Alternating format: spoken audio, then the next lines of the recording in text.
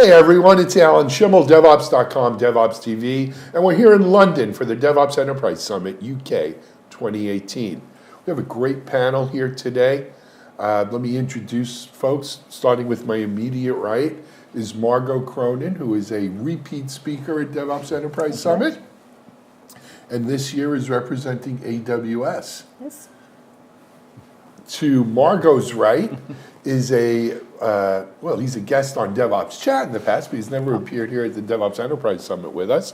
Zane Lackey, founder of Signal Sciences, correct? Correct. CTO? CISO. CISO Yep. of Signal Sciences.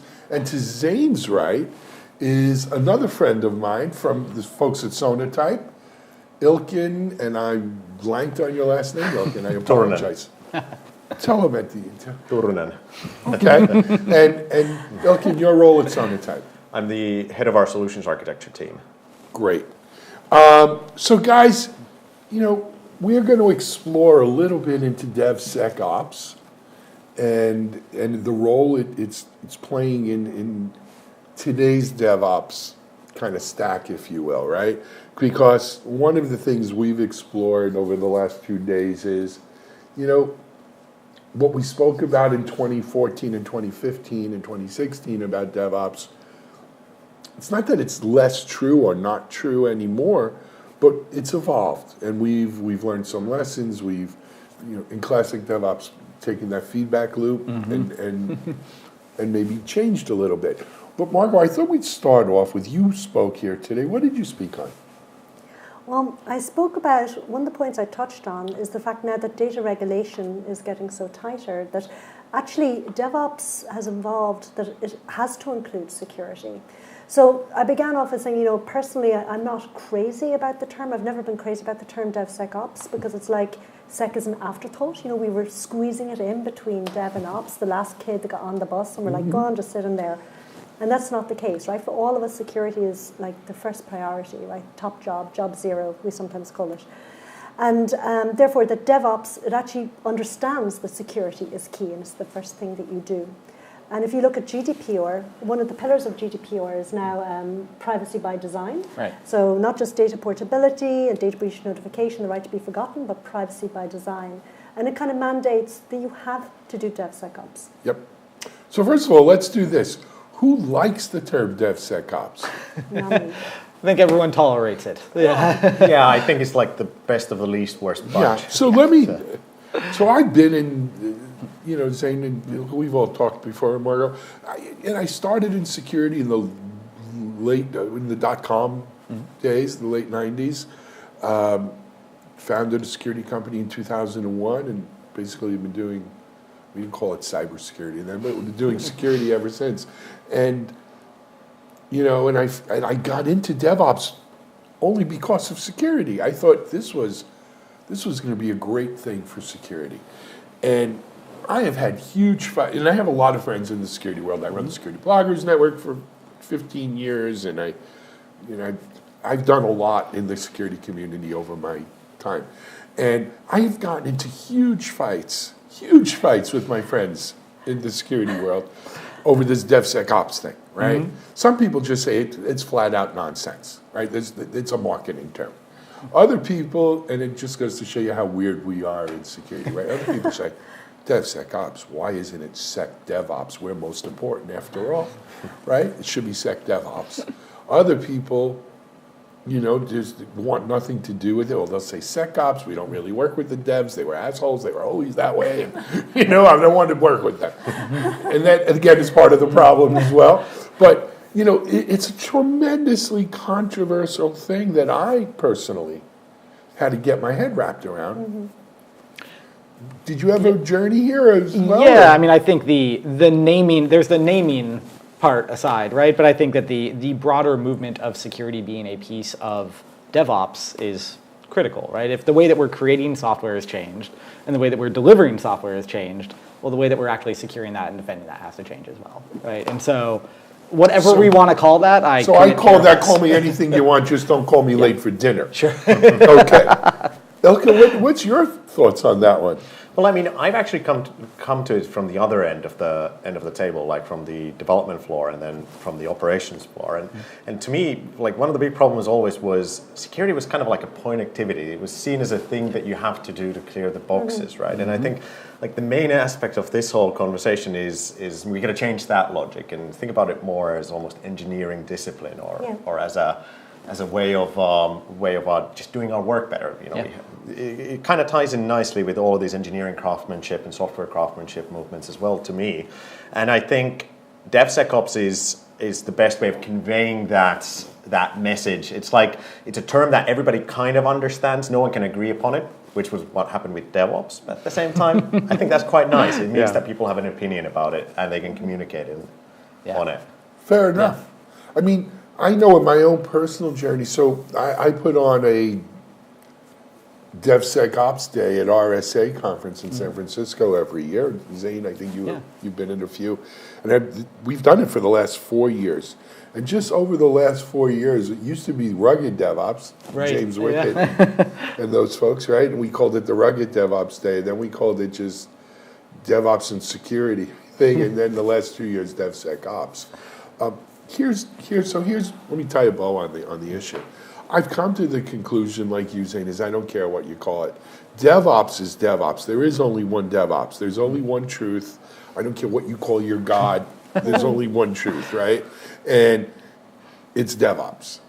Now, if we need to add security to the term and stick it in the middle, as you say, because that's going to satisfy people and make them think about security, so be it. I'm not going to stand in the way of that. If it, much like you know, I think that's a pragmatic approach to it. Sure. Well, I think the journey of security into DevOps makes for a very long and bad hashtag. Right. And so got to call it something. Yeah. And I mean, DevOps Sec was a that thing was for a while, another that loser. Again, I think DevSecOps it just fits in the mouth, doesn't it?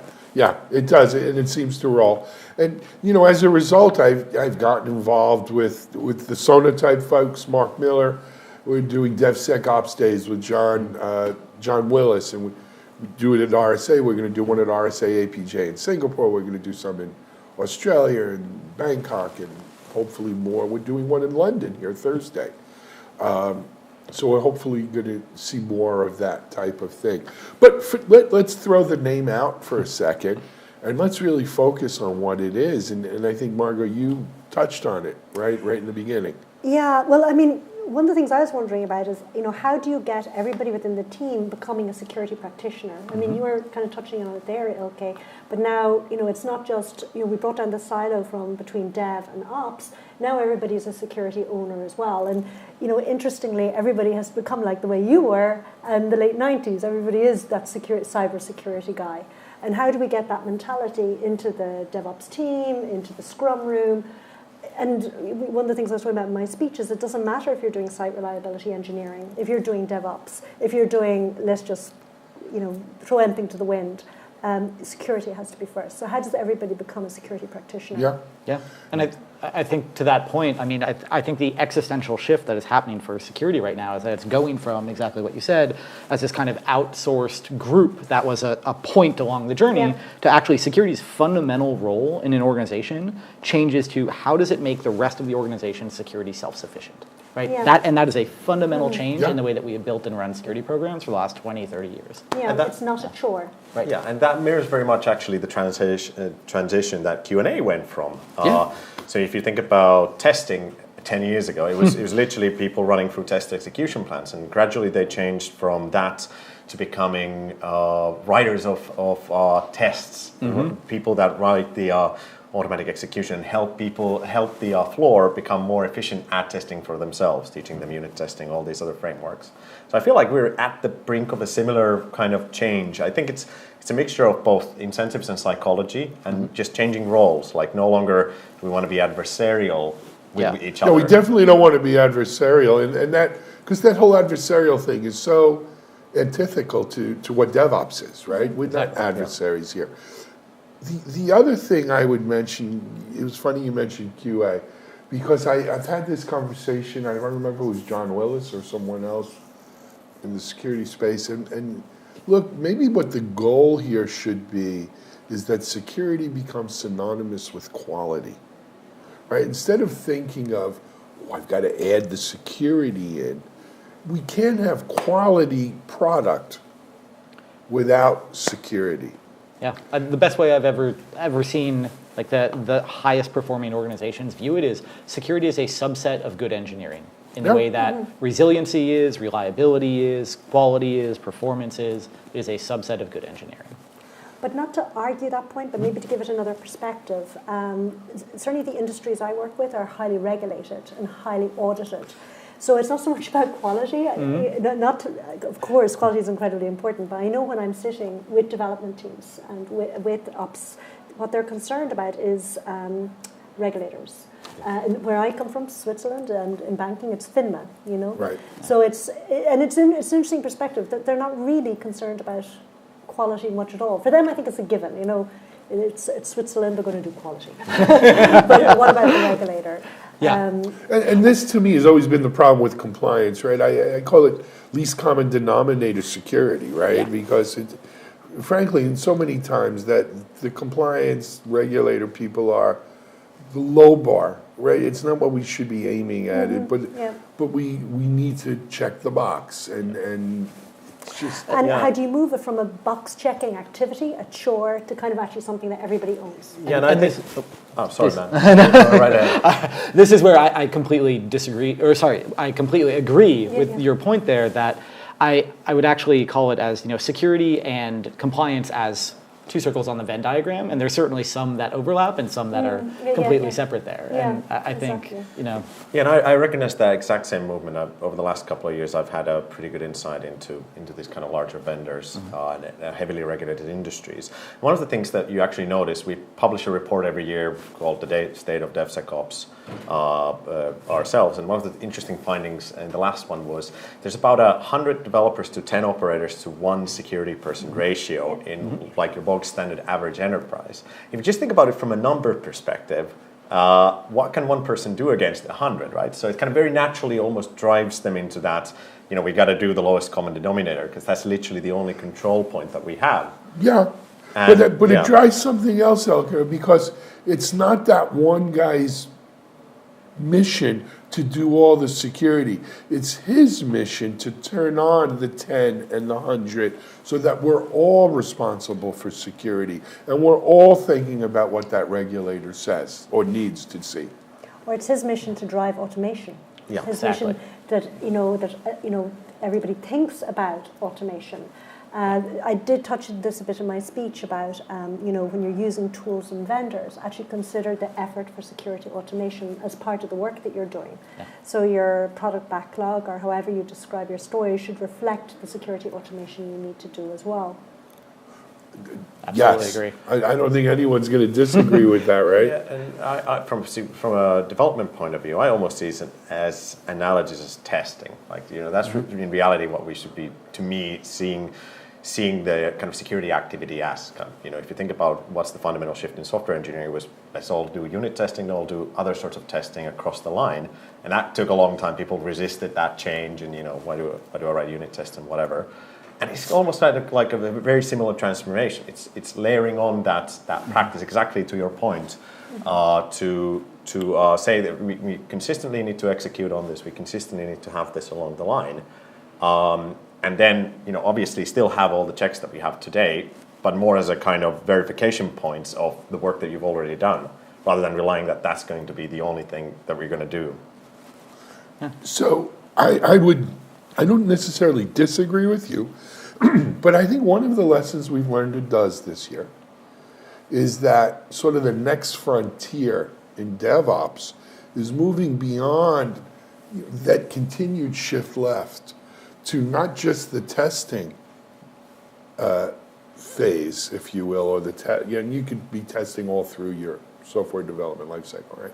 But let's move security, let's move DevOps and security along with it to business planning, to the planning stage of this. Because if we don't think security when we're planning the thing, we're still in that bolt-on mind frame. Right? Security has to be organic And if it's going to truly be organic, it has to be done at the planning stage. Agreed? Agreed, but do you mean at the business planning stage, business requirement stage? Because would, I'm Yes. thinking aloud here, but would they really have an understanding of, if you think about something like DDoS attacks or keys going into GitHub, as a business owner? You're right. Yeah. But and maybe it's the role of the CISO, or maybe it's the role of that one poor SOB on the team, right? But he has to translate. He has to translate the DDoS attack into what that means to the business owner, which means, hey, your app's going down, right? And it could be taken down because it's going to be, this massive ping attack or whatever, and use some word they don't know, and it's fine. But you know what I mean? We need to bulletproof it, or so. And this has always been a problem in security. Zane, I know you've dealt with this, right? Sure. Which is, how do we translate the security jargon into business risk. into business Right, speak? because I completely agree with your point there of, there needs to be the discussion of business risk, but I think this is something that I see go wrong in so many security organizations is they don't make that jump from technical risk up to actual business risk. Right? And so they're saying, oh, well, great, you're building a new thing. Well, we've got to be worried about SQL injection, and we've got to be worried about phishing, and we've got to, okay, great. What does that mean to the business, right? Like, we've got to be worried about the loss of our customer information here, or the service not being available. Like, let's discuss that. Let's put it in the context of, perhaps a breach or an incident that the executive leadership and the board has heard about and can kind of map that to our business. So we can say, we're going to do this new this new application that's going to be a new way to interact with our customers. The risks of that are similar to this particular breach that we had seen in the past. So these are the mitigations and the controls we're going to put in place for that. Here from the compliance side, these are the things we need to be worried about operating in these different environments, and speaking that to the business, and not just saying, oh, we need to buy a firewall and we need AV, right? That doesn't translate. We need a DDoS solution. Yeah, because I think for That business doesn't people, work. traditionally they kind of think of it more like electricity. It should just work. Right. Yeah. They're not, that SQL injections, blah, blah, blah, Yeah. blah. It should just work. Yeah. And maybe when it comes to, say, business risks, like data, that kind of thing, there is some understanding there, but trying to translate that can actually be, I think, sometimes quite tough. I think, there was a talk by Josh Corman many years ago, I remember, in the Rocket days, that kind of spoke about incentives in business in general, which is, if you think about a typical software deployable, there's like three main incentives. Deliver on time, deliver on budget, and then deliver with acceptable quality and risk. And that kind of tells you how much of an afterthought the whole thing to the business is. So I kind of completely agree with you, I think. But is that still true today? I think it is. I mean, it's definitely getting better as we get more aware of it, but it kind of comes back to the point of rather than there definitely needs to be a dollar sign on it, or pound sign, or euro sign, or whatever on the risk, and you do need to bring it to the board. But I almost see it as a wrap up of quality itself, like as in the same definition of quality that we had in cars, we should have in software, and as a part of that is exactly this. And then frame it back, hey, well, okay, this accident happened, we had this callback, it cost this much. We can kind of start putting the dollar signs on the whole thing. Fair enough. I mean, so let me go in another path for a second, if I can. So we're talking in essence about shifting left, right? Moving it all the way to the business phase, to the developer, and all of that. But we also have an issue, and we think about things like Equifax and some of the other high-profile breaches we've seen this year, where kind of post-deployment of the app, right? So we do the app, it's quote-unquote secure. We release the app, and then lo and behold, we use struts, and we just found out there's this huge hole in struts, or there's some other open source component, because let's face it, most of our apps today are 75-80% components with 20-25% custom code gluing it together. How do we do that as part of is that part of the mission? It should be, in my opinion. Absolutely. But what do we do? How do we secure these? And it's not just, I don't want to say open source is less secure, that's not it, but how do we secure this? Yeah, I think to potentially coin a term here. I think at the same time that we're shifting left, we need to be shifting right as well, which is, part of what made the whole DevOps movement so successful is the focus on visibility and feedback loops and the ability to iterate on top of things. And the way that you do that is by having awareness of what's actually happening in your environments. For a lot of security, that awareness just isn't there, right? We don't have visibility into how people. And I think that's really exactly my point of view as well. We kind of, I work quite a lot with helping manage what we call this supply chain. That's exactly what it is. And, it is a software supply chain. You have producers of software that you consume into your application, open source or closed source, and those people have producers and those people have producers. And part of the problem there is that particular vulnerability was in one of the REST API plugins which had a transitive dependency. So it wasn't immediately clear, even if you looked at the direct manifest, that was even there. And so kind of the challenge of managing this supply chain is you kind of almost, the only real feasible solution is to essentially look at the actual deployables, essentially print out everything inside of there, maintain those lists, and then correlate on them, start monitoring them and seeing if we have something like this. So one of the big challenges is always addressing those sorts of issues. And when we look at the Equifax case, it took them it took them however long to actually patch that out. I don't think they ever did, but it only took them about 2-3 days to get owned by the vulnerability once it came out and the project released a new version of it. So I remember from my experience when I was dealing with Heartbleed back in the day. It wasn't that far. Yeah. And you took us over with fair enough. But what I mean is the typical way that works is, okay, we find something bad has happened, and then we have to have a fire drill to find out where it is. So much better ways to start, automating on that, creating these what we call bills of materials, and then just building a database. So when something does go wrong, an event happens, even if you haven't done the advanced stuff like automated on top of it and tested it, you can still use that as a searching function of, instead of do we have it, let's go find out, just where do we have it, and then go fix those. It's these small sorts of things. So let me propose something radical, and I'm going to get your opinion on it, Margo.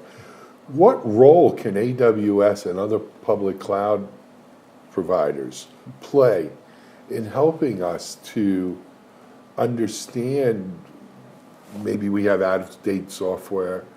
I'm thinking back to my days in the hosting industry in the late 90s where we were scanning for, what version of Apache you had. And I don't even know if I'd use the word scanning. But, is there a role there for the public cloud provider to help us kind of uplift security in this? No, absolutely. And I think in every aspect from being part of the DevSecOps team and, helping everybody become a security practitioner, helping in these concepts of automating, then moving into this, and again, it's kind of touching this, are we moving to the left conversation about, is it okay to fail, and then recover quickly? So reducing blast radius, which is kind of, back to this last topic we were talking about, well, first of all, prevent.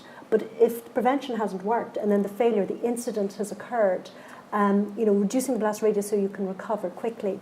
And then as a final step, which I think will be really interesting in the future, is machine learning. And how we can use machine learning to actually change the behavior of our applications in production. And so that they can start healing themselves. Machine learning's not here yet. Well, it's certainly... What are all those people selling me? It's in its infancy without a doubt. I mean, if you look at, services that are out there in the area of machine learning, you now have services that can scan your landscape and say, do you know these log files contain client identifying data? Do you know you have keys there? And then you have services where you can then change that behavior automatically. But I think that's where we're going to see cloud service providers become a lot more active, using machine learning to harden your production landscape before you actually even go to the security operators. I mean, for me, and it's kind of Ilkka, what you were talking about there, are we comfortable with things going wrong in our production landscape and recovering quickly?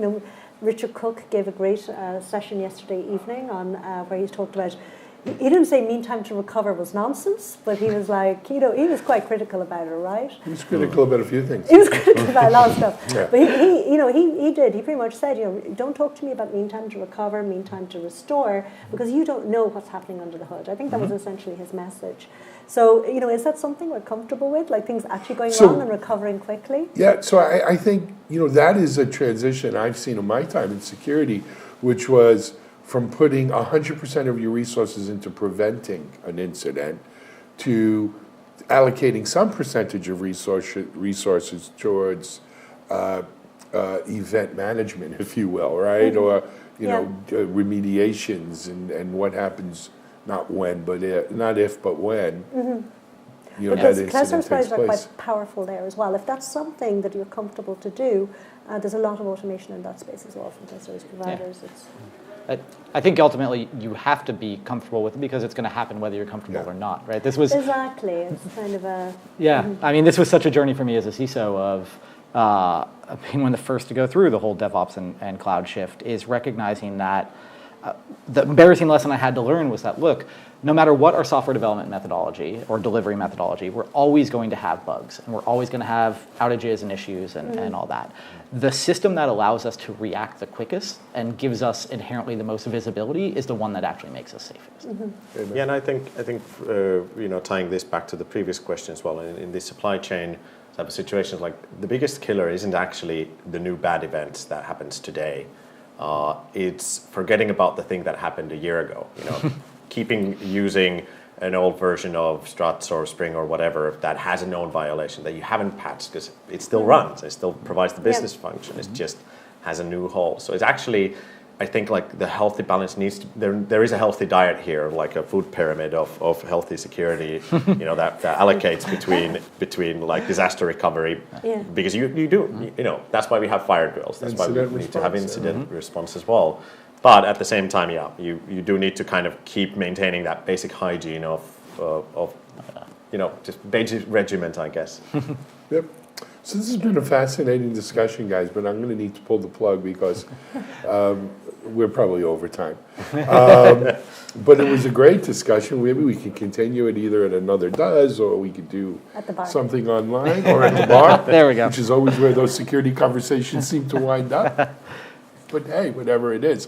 But Ilkka, Zane, Margo, thank you for joining us. Thanks for having me. Thank you for all participating in DevOps Enterprise Summit here in the UK. And good luck. Let's keep up the great work as we continue to bring security into this thing and make it an integral part of everything we're doing in DevOps and IT. This is Alan Schimmel for DevOps.com, DevOps TV. Thanks for joining and have a great day.